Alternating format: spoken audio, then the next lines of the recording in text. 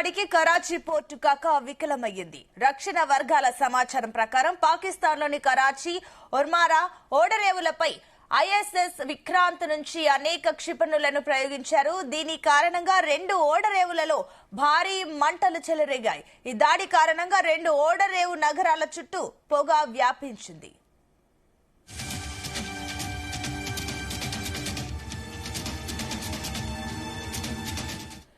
Right, ఇదే అంశానికి సంబంధించి మరిన్ని డీటెయిల్స్ మా కరెస్పాండెంట్ శ్రీచరణ్ అందిస్తారు. శ్రీచరణ్, అటు కరాచీ, ఒమ్రారా పోర్టులపై భారత్ నేవీ భీకర దాడి చేసినట్లు తెలుస్తుంది. ఏంటి దీనికి సంబంధించిన డీటెయిల్స్?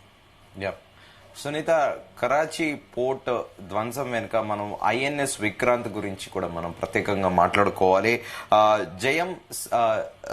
జయం సమ యుద్ధి స్పర్ధ అనే ఋగ్వేద శ్లోకం నుండి ఇన్స్పిరేషన్ గా తీసుకొని ఇది ఇండియన్ మేడ్ ఐఎన్ఎస్ విక్రాంత్ అనేది దేశీయంగా నిర్మించింది. ఇది తొలి విమాన వాహక నౌక ఇది. సో దీని గురించి ప్రత్యేకంగా చెప్పుకోవాలంటే ఐఎన్ఎస్ విక్రాంత్ మొదట ప్రారంభించినప్పుడు అందరూ యూరోపియన్ దేశాలతో పాటు అమెరికా, మిగతా దేశాలందరూ కూడా ఇండియా ఏదో నార్మల్ యుద్ధ నౌక నిర్మిస్తుంది అంటూ కూడా పెద్దగా కొట్టిపారేశారు. కానీ ఇది ఎంత ప్రమాదకరమైందనేది ప్రపంచవ్యాప్తంగా ఇప్పుడు అందరూ కూడా చూస్తున్నారు. ఏకకాలంలో 36 జెట్ ఫైటర్లని కూడా ఏకకాలంలో టేక్ ఆఫ్ చేసగల సామర్థ్యాన్ని ఈ ఐఎన్ఎస్ విక్రాంత్ నౌక కలిగి ఉంది. ముందుగా అనుకున్నట్టు ఋగ్వేద శ్లోకం నుండి దీన్ని ఇన్స్పిరేషన్ గా తీసుకొని దీన్ని నిర్మించారు. జయం సమయుద్ధి స్పర్ధ అనే శ్లోకాన్ని తీసుకొని నిర్మించారు. దీంతో పాటు ఇది 2000 ఓవరాల్ గా దీని మీద ఖర్చు పెట్టింది 23,000 కోట్ల రూపాయలు ఖర్చు పెట్టి కూడా ఇది దేశీయంగా నిర్మించారు. 2009 ఫిబ్రవరి 8న ఇది ప్రారంభమైంది. అలాగే జల ప్రవేశము నిర్మాణం అనేది 2009లో ప్రారంభమైంది. 2013 ఆగస్టు 12వ తేదీన జల ప్రవేశించింది. అలాగే ఓవరాల్ గా కమిషన్ అంటే ప్రారంభమైంది 2022 సెప్టెంబర్ 2న దీని కమిషన్ అనేది అయిందని కూడా చెప్పుకోవాలి. దీనికి హోమ్ పోర్ట్ ఐఎన్ఎస్ కదంబ కార్వార్ అని కూడా అంటూ ఉంటారు. దీని పాటు ఐడెంటిఫికేషన్ కూడా పెన్నెంట్ సంఖ్య R11 అని కూడా దీన్ని ప్రత్యేకంగా చెబుతూ ఉంటారు. సో ప్రస్తుతము అంటే ఓవరాల్ గా దీని గురించి చెప్పాలంటే 265 మీటర్స్ పొడవు, అలాగే బీమ్ 62 మీటర్స్, దీంతో పాటు ఎత్తు 59 మీటర్లు ఉంటుంది. డ్రాట్ 8.4, అలాగే లోతు 25.6 మీటర్స్, అలాగే డెక్ లో 14 అని కూడా చెప్పాలి. దీంట్లో ఓవరాల్ గా మొత్తము సిబ్బంది 196 మంది నేవీ ఆఫీసర్స్ ఉంటారు. దీంతో పాటు క్రూ సిబ్బంది కూడా దాదాపు 1449 మంది ఈ యుద్ధ నౌకలో ఎప్పుడు కూడా డ్యూటీ చేస్తూ ఉంటారు 24/7. సో ఇదొక ఎలక్ట్రానిక్ యుద్ధ డెకాయిన్ కూడా చెప్పాలి. ఇది DRDO శక్తి EW సూట్ అని కూడా అంటారు. ఇది దేశీయంగా మ్యానుఫ్యాక్చర్ అయిన ఈ ఐఎన్ఎస్ విక్రాంత్ నిన్న కరాచీ పోర్ట్ ని పేల్చేలో చాలా కీలక పాత్ర పోషించింది.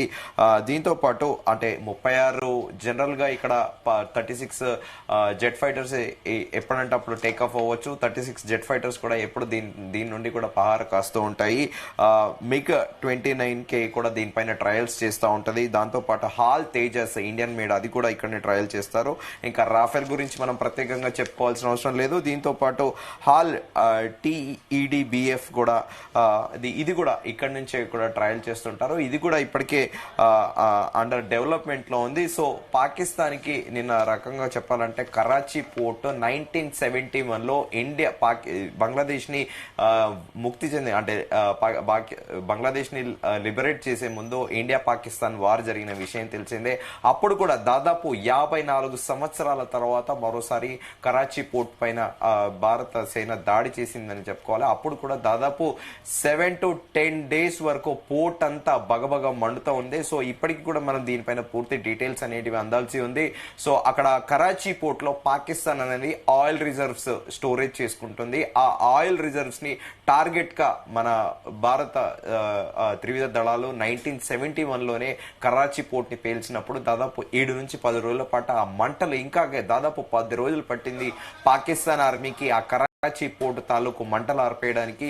సో మరి నిన్న 1971లోనే మన భారత భద్రతా దళాలు అంత విధ్వంసం సృష్టించాయంటే ఇప్పుడు అసలు కరాచీ పోర్టు ఉందా లేదా అనేది కూడా ఒక క్వశ్చన్ మార్కు. ఇది పూర్తి డీటెయిల్స్ అనేటివి కూడా మనకి తెలియాల్సి ఉంది. సో ఇప్పుడు మొదట భారత ఎయిర్ ఫోర్స్, తర్వాత ఇప్పుడు నేవీ అంటే వరుస పెట్టి ఇటు బార్డర్స్ లోనేమో గ్రౌండ్ లో ఇటు జవాన్లు ఫైరింగ్ తిప్పి కొడుతున్నాయి.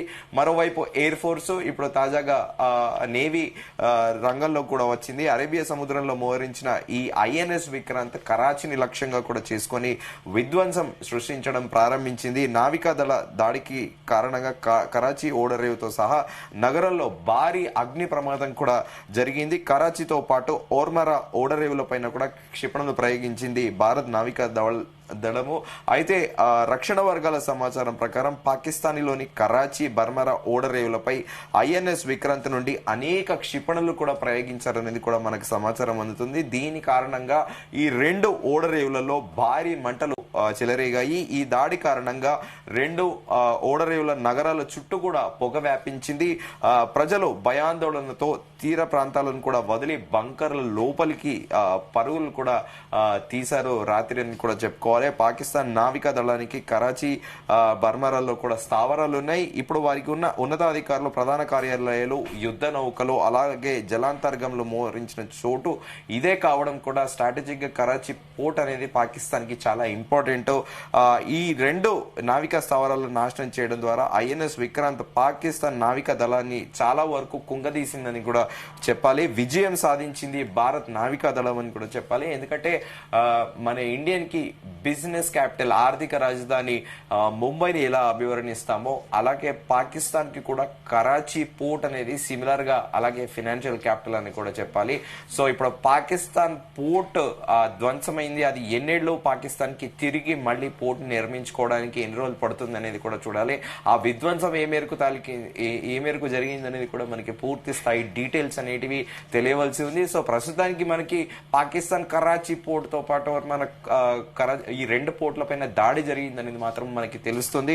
ఓవరాల్ గా ఈ డీటెయిల్స్ అనేటివి అనేది మనకి ఇంకా తెలియాల్సింది. అయితే ఈ అరేబియా సముద్రంలో ఐఎన్ఎస్ విక్రాంత్ మోరింపు గురించి పాకిస్తాన్ ఒక రకంగా గజగజ వణికిందని కూడా చెప్పాలి.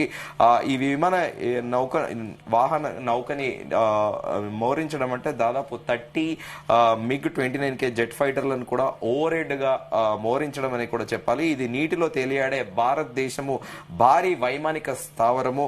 అలాగే ఈ విమాన వాహక నౌకతో పాటు అనేక డెస్ట్రాయిలర్లు అలాగే ఫ్రిగేట్లు కూడా ఇంధనం నింపే నౌకలు జలాంతర్గంలు కూడా ఉన్నాయి.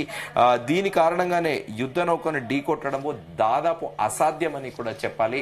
సో ఐఎన్ఎస్ ని ఎప్పుడైతే మోహరించిందో అప్పుడు కూడా పాకిస్తాన్ భయపడుతూనే ఉంది. సో ఐఎన్ఎస్ మామూలు ఒక రకంగా చెప్పాలంటే పెద్ద డెస్ట్రాయర్ అని కూడా చెప్పాలి. సో పాకిస్తాన్ కి ఇప్పుడు కరాచీ పోర్టు విధ్వంసం చేయడంలో మాత్రము ఐఎన్ఎస్ విక్రాంత్ సక్సెస్ అయిందని కూడా చెప్పాలి. అయితే ఒక ముందుగా అనుకున్నట్టు ఐఎన్ఎస్ గిట రంగంలో అంటే యాక్టివ్ గా ఫీల్డ్ లో దిగితే మాత్రము అంటే ఇప్పుడు కూడా సముద్రంలో గస్తీ కాస్తా ఉంటుంది ఐఎన్ఎస్ విక్రాంత్. అంటే ఇంకా రంగంలో దిగితే మాత్రము మనుగడ సాధించడం శత్రు దేశాలు ఎవరికైనా కూడా సర్వైవల్ కే క్వశ్చన్ మార్క్ అనేది తీసుకొస్తుంది. అదే దాని ఐఎన్ఎస్ విక్రాంత్ యొక్క సిగ్నిఫికెన్స్ అని కూడా చెప్పుకోవాలి. సో పాకిస్తాన్ కూడా ముందుగానే భయపడింది. తమ సర్వైవల్ కి క్వశ్చన్ మార్క్ ఐఎన్ఎస్ విక్రాంత్ గిట దాడికి దిగుతే పాకిస్తాన్ ముందుగానే ఊహించినట్టుగానే జరిగింది. దీనికి కారణం కూడా పాకిస్తాన్ దగ్గర ఒక్క విమాన నౌక కూడా లేకపోవడమే. ఈ నౌక MiG-29 తో పాటు కామో 32 MH-60R అడ్వాన్స్డ్ లైట్ హెలికాప్టర్లతో సహా మొత్తం 30 రకాల విమానాలు 36 విమానాలు హెలికాప్టర్లను కూడా మోసుకెళ్లగలదు ఐఎన్ఎస్ విక్రాంత్. వీటితో పాటు తేలికపాటి యుద్ధ విమానాలని కూడా మోసుకెళ్లదు. At a time 36 jet fighters land అవ్వచ్చు ఈ ఐఎన్ఎస్ విక్రాంత్ నౌక పైన. అలాగే at a time 36 jet fighters కూడా టేక్ ఆఫ్ అవ్వడమే ఇదే దీని యొక్క ప్రత్యేకత. Sunitha. Right Sricharan, thank you.